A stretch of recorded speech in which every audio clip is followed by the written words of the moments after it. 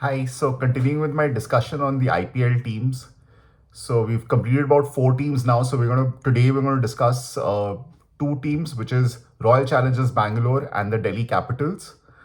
So we're gonna start with the Royal Challengers Bangalore. They retained three players before the auction. They had 83 crores to play with. It was expected that they might use the right to match for Mohammad Siraj and Will Jacks. They didn't use the right to match for either player. But if I look at this whole team, it's really, if you look at all the mega auctions that Royal Challengers Bangalore has been a part of, this is definitely one of the most well constructed teams in Royal Challengers that the Royal Challengers Bangalore have ever put together. Uh, the coach Andy Flower was saying last year that he was looking for specific kind of bowlers in the Royal Challengers Bangalore setup. It's there to be seen if they're going to achieve that. But for the moment, I think they put up a very good first 11. I think if you look at their first 11, they put up a very good first 11. And if you look at one more thing, is that they haven't really paid too much for any one individual player. They've spent the most they've spent for about 12.5 crore on Josh Hazelwood, but then about 11.5 crore on Phil Salt, 11 crore on Jitesh Sharma, the Indian wicketkeeper, who could be a like-to-like replacement for Dinesh Karthik as a finisher. 8.75 crore on Liam Livingston, one of the most prolific T20 cricketers globally. Uh, Kronal Pandya, IPL experienced IPL player, can bat and can also bowl the left arm spin. 10.75 crore on Bhuvneshwar Kumar, another IPL veteran. Uh, more than more a decade long career at Sunrisers Hyderabad comes to an end, and he now comes back to the franchise where he first started playing in the IPL with. He played first time in 2010. So, if I have to look at a first 11 of Royal Challengers Bangalore, of course, Virat Kohli. Virat Kohli would definitely be in that. And before I get into the first 11, I mean, I did make a point that they haven't spent very much on any one particular player. They were going for Venkatesh Iyer, whose bid stopped at 23.75 crore. But maybe it's a blessing in disguise that did not happen because they were able to get a good team around that. Phil Salt came after Venkatesh Iyer. Jitesh Sharma came after Venkatesh Iyer. I think they've got a very good mix there. But okay, and just to come back to a possible for playing 11 for RCB, it looks pretty straightforward from the names that I have here. Virat Kohli, I think that there's not much you can say about him. I think he's the best, and he's this is uh, his from the time the IPL has started, he's been with this franchise. He's the face of this franchise. He is the biggest brand in Indian cricket, and he was the leading run scorer in the last IPL. So I don't think there's any debate on that. His opening partner will be Phil Salt, one of the most informed batters in world cricket. He had a brilliant season with Kolkata Knight Riders last year. It was looking like Kolkata Knight Riders would get him back, but RCB went in with a corpus of 83 crores, and they made full use of it when they got Salt. I think Kohli and Salt up top. That looks like a really good opening partnership blooming there. Rajat Patidar at three, very consistent. Um, the coach Andy Flower has even spoken about Rajat Patidar as a part of the leadership group in RCB. Let's see if Rajat Patidar actually is being groomed that way. And we could see him as a potential captain. We can't say as yet, but this is what their coach Andy Flower has said. Someone who's done very well for RCB over the last few seasons. He missed the 23 season, but he was very good in 22 and 24.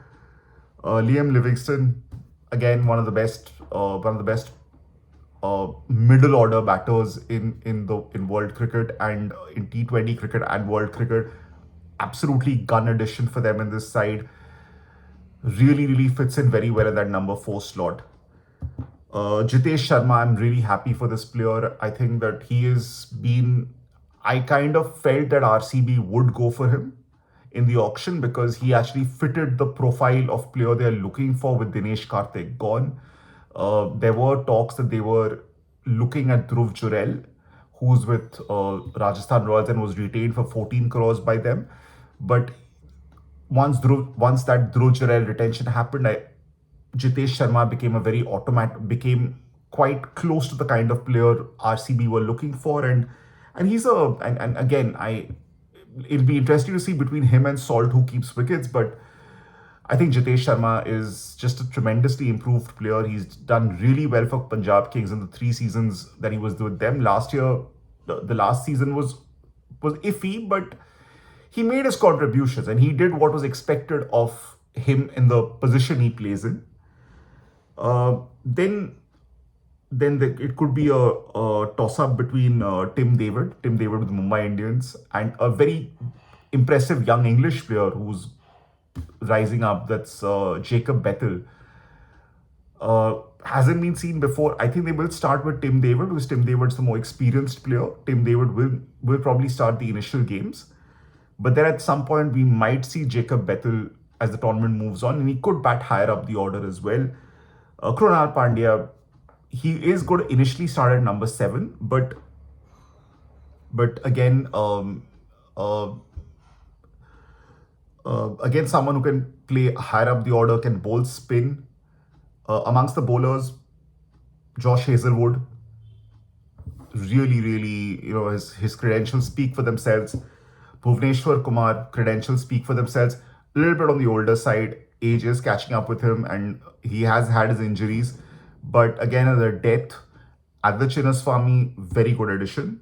Yash Dayal, left armour, brings a point of difference there. Rafiq Salam, a very improved cricketer from the time he first started in the IPL, which was with the Mumbai Indians. He's then gone to Kolkata, he's gone to Delhi. There's been a huge improvement. He just recently played the Emerging Cup for India. Delhi wanted to keep him back, but then Bangalore just outbid them. The impact player is going to be a spinner in all likelihood, and could be a Swapnil Singh or Suyash Sharma. You have batting till Krunal Pandya, so, and Bhuvneshwar Kumar can also bat a bit. So, and like, the team is good enough for people to play at every situation. It's not that there is adaptability in the team. Patidar can play down the order, he can play up the order. Jitesh can play, not Jitesh, but Krunal Pandya can play up the order if the need arises. So the prospect of bringing in a batter as an impact player may not necessarily be something that RCB would look into. Amongst the reserves, so I think if there's a bit of a concern with the RCB, it could be the spin department. Suyash Sharma, relatively inexperienced. Swapnil Singh has been around, but he's hardly played too many matches. So Suyash and the Chinnaswamy isn't the greatest for a spinner. So and both these two players a little bit on the inexperienced side. They'll have to make that call on who's better. So again, on the bench you have Mohit Rathi who can bowl leg spin. You have a lot of foreigners there. Romario Shepherd, an all-rounder, can hit down the order, can give you a few overs. It's a question that, again, with David and Bethel there, it's a thing that how much do you really need Romario Shepherd there? Nuwan Thushara, if Hazelwood is not around, Lungi and Gidi, if you're looking at either an injury to Hazelwood or you want 2 fast bowlers, that option is there. Then Devdutt Padikkal, initially unsold, but then he came back in the unsold players lot. So that's there, but I don't know how Devdutt Padikkal fits in when you have an opening partnership of Virat Kohli and Phil Salt, because I mean, Phil Salt game is just so much. He gives you those aggressive starts. So I think that I think Bangalore looks pretty good. They've got a decent bench as well, and I think spin could be a concern for them. But Krunal Pandya giving you a couple of overs could compensate for that. And I think as the tournament moves on, their spinners will definitely come into play more and learn. I think Suyash Sharma has shown some potential in his Kolkata Knight Riders days. So I think this time RCB looks like a solid outfit. And who knows, they can perhaps, it could be the year for them.